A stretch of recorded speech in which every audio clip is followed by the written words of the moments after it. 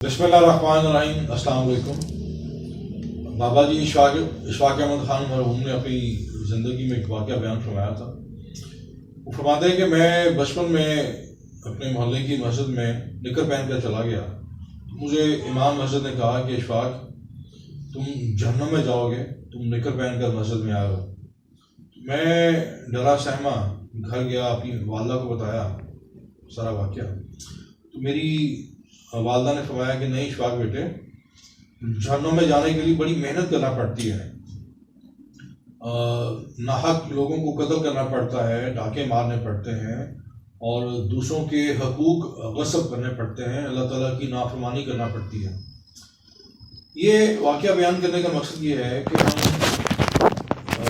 मामूली बातों पर दूसरों को जहन्नुम का रास्ता बता देते हैं और जहन्नुम का मज़ला सुना देते हैं, और मामूली वाक़यात पर हम अपनी रियासत को और माशरत को इंतहा पसंदी का टैग लगा देते हैं। ये मुनासिब नहीं है। मामला ये है, इचरा में जो वाक़या पेश आया, वो एक ख़ातून ने एक मुतनाज़ा लिबास पहना, बिल्कुल वो मुतनाज़ा है, और उस पर औरत ने माफ़ी मांगी, बिल्कुल दुरुस्त किया। कोई जो लोग इस माफ़ी पर पॉइंट स्कोरिंग कर रहे हैं और जिनका ये दावा है कि औरत से माफ़ी मंगवाई गई है, उसको माफ़ी नहीं मांगनी चाहिए थी, वो बिल्कुल इस मामले में गलत है।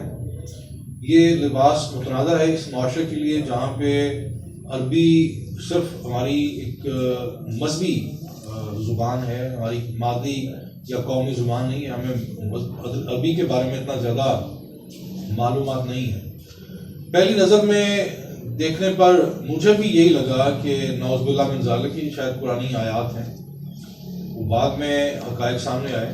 सो ये सारा वाक़या गलत फहमी का नतीजा है। ये कतन यहाँ पे जो इंतहा पसंदी का टैग लगाया जा रहा है माशरे पर और रियासत पर, वो बिल्कुल बेजा है, गलत है। मैं उसको मुस्तरद करता हूँ। और इस वाक़े में अगर हम बारीकी से देखें तो इतना ज़्यादा ना लोग जमा थे, ना इतना ज़्यादा मुश्किल थे, ना वो आउट ऑफ कंट्रोल थे। एक ख़ातून ASP ने आगे गुफ्तगू की और बड़ी आसानी से वो उस औरत को उस मजमा से निकाल कर अपने पुलिस स्टेशन ले गई। जब वो ख़ातून को वहाँ से निकाल रही थी तो मैंने कोई हाथ उनकी तरफ बढ़ता हुआ नहीं देखा, कोई किसी ने वहाँ मुज़ाहमत नहीं की, उन्हें रोका नहीं। सो हमारा वो माशरा है जो एक बंदर और सांप का तमाशा देखने के लिए हम मदारी के पास घंटों वहाँ पे रुक जाते हैं और जमा हो जाते हैं। सो एक वाक़े पर जब ये मामला जो लोगों के इल्म में आया, लोग वहाँ इकट्ठे हुए, लेकिन किसी ने उस मजमे में औरत पर हाथ नहीं उठाया, पुलिस के आने से पहले भी और बाद में।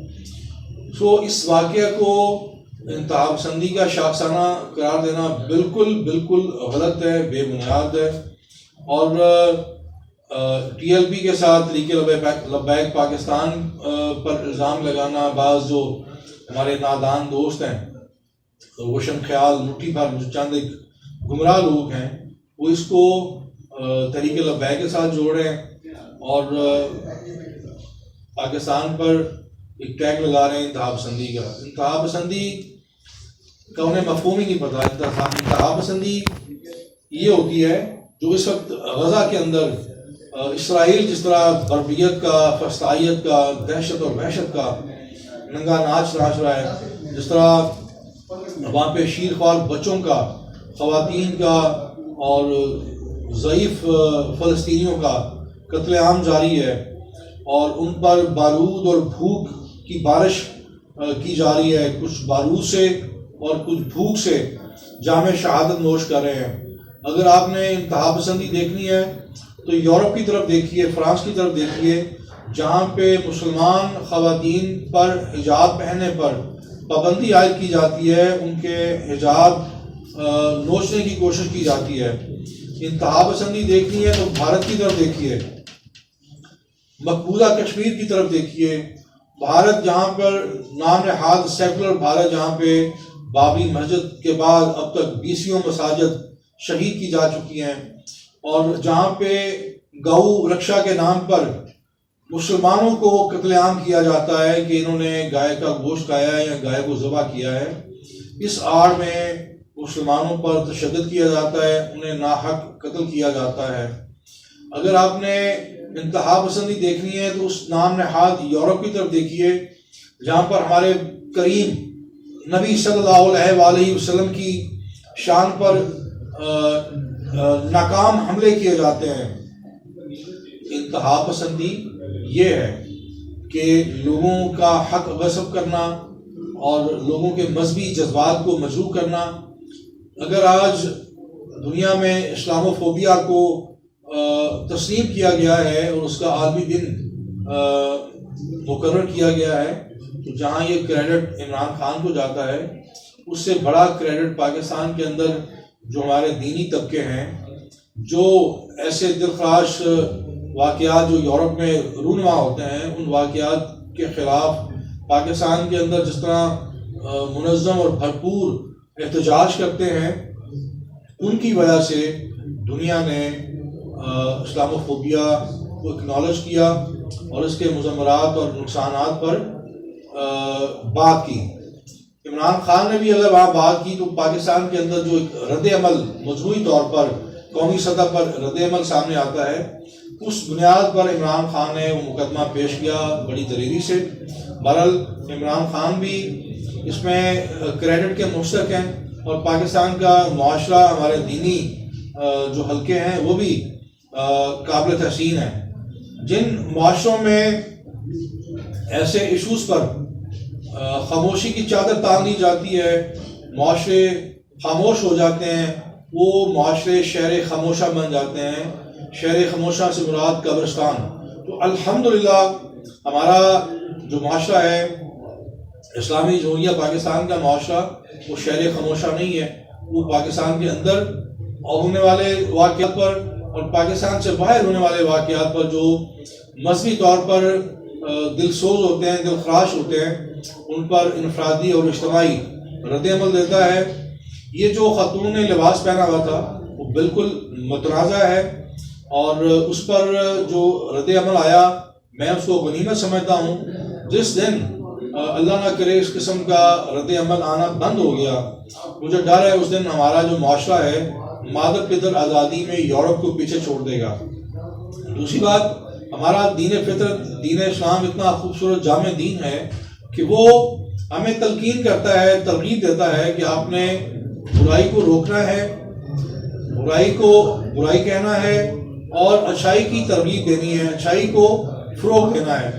تو یہ خاتون جب یہ سارا واقعہ سامنے آتا ہے تو جہاں تک میری یادداشت ہے، خاتون نے دوپٹہ تک نہیں لیا ہوا تھا، نہ چادر اوڑھی ہوئی تھی، اور اس لباس کو دیکھنے سے فوراً یہی تاثر ابھرا کہ نعوذ باللہ من ذالک کی عربی تحریر ہے۔ ہمارے ہاں ہم جیسے بھی ناقص مسلمان ہیں، لیکن الحمدللہ ہم اللہ تعالیٰ کے اور اس کے پیارے حبیب سیدنا محمد مصطفیٰ صلی اللہ علیہ وآلہ وسلم کے ساتھ محبت کا دم بھرتے ہیں۔ ہم قرآن مجید کو چومتے ہیں، آنکھوں سے لگاتے ہیں، پھر اس کی تلاوت کرتے ہیں۔ تو عربی کے حوالے سے کوئی کمپرومائز نہیں ہو سکتا۔ آپ فیشن کریں، آپ کو یہ آزادی حاصل ہے، حق حاصل ہے، لیکن آپ کی آزادی وہاں تک ہے جہاں سے دوسرے کی ناک شروع ہوتی ہے۔ میں سیاسیات کا طالب علم ہوں، سیاسیات میں یہ واضح لکھا ہوا ہے کہ کوئی بھی چیز لامحدود نہیں ہے، نہ آزادی، جس طرح ملکوں کے بارڈرز ہیں، کوئی ملک ایسا نہیں ہے کہ جس کا کوئی اس کی سرحد نہ ہو۔ زمین کا بھی ایک اختتام ہوتا ہے۔ زمین آپ جب گول چکر لگاتے ہیں تو کہیں نہ کہیں آگے پھر آپ اس نقطے پر پہنچ جاتے ہیں جہاں سے آپ نے سفر کا آغاز کیا تھا۔ بارڈرز ہیں، اسی طرح آزادی بھی محدود ہونی چاہیے۔ مادر پدر آزادی نہ اسلام میں اس کا تصور ہے، نہ اسلام اس کا حامی ہے، نہ اس کی اجازت دیتا ہے، نہ ہم اپنے معاشرے کو اس بند گلی کی طرف دھکیل سکتے ہیں۔ آپ کو فیشن کرنا ہے آپ کریں، ایسا لباس پہنیں اور جو دوسروں کو مشتعل نہ کرے۔ اگر آپ نے ایسا لباس پہننا ہے دوسروں کو متوجہ کرنے کے لیے اور مشتعل کرنے کے لیے، تو پھر میں ڈرتا ہوں کہ آنے والے جو دن ہیں ان میں اس قسم کے واقعات رونما ہو سکتے ہیں. دوسری طرف ہمیں سب سے زیادہ جو حالات کی سنگینی کا احساس اور ادراک ہونا چاہیے وہ ہے بے حیائی کا زہر. یہ ایسا سلو پوائزن ہے جو آہستہ آہستہ ہماری رگوں میں اتارا جا رہا ہے اور ہم اس کے عادی ہوتے چلے جا رہے ہیں. ہم مجموعی طور پر اس پر خاموش ہیں. ہمارے نام نہاد جو ڈرامے ہیں ان میں آج سے 30 سال پہلے 40 سال پہلے جب پی ٹی وی ہوتا تھا اس کے ڈرامے ہوتے تھے تو بڑے ہم فیملی کے ساتھ مل کے بیٹھ کے دیکھتے تھے. سمندر، وارث اور ایسے ڈرامے تھے، سونا چاندی. تو آج جو ڈرامے بن رہے ہیں وہ آپ فیملی کے ساتھ ڈرامے تو درکنار، آپ جو کمرشلز آن ایئر ہوتی ہیں آپ وہ فیملی کے ساتھ بیٹھ کے نہیں دیکھ سکتے.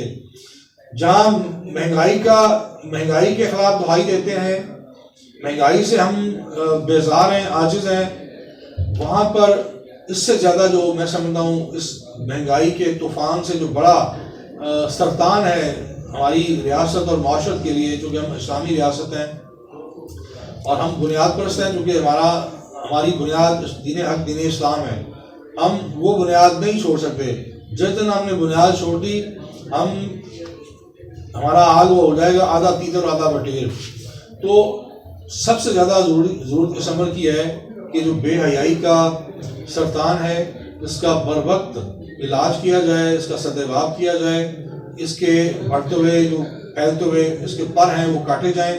ورنہ مجھے ڈر ہے کہ اس قسم کے جو واقعات ہیں جس کو ہم نے ایک چھوٹا سا عرض کیا عائشہ والا واقعہ، اس سے زیادہ سنگین واقعہ سامنے آئیں گے.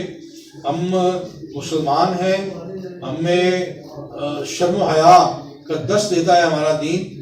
آپ اپنے معاملات کو درست رکھیں تاکہ کوئی آپ کے معاملات میں مداخلت نہ کرے. بہت شکریہ.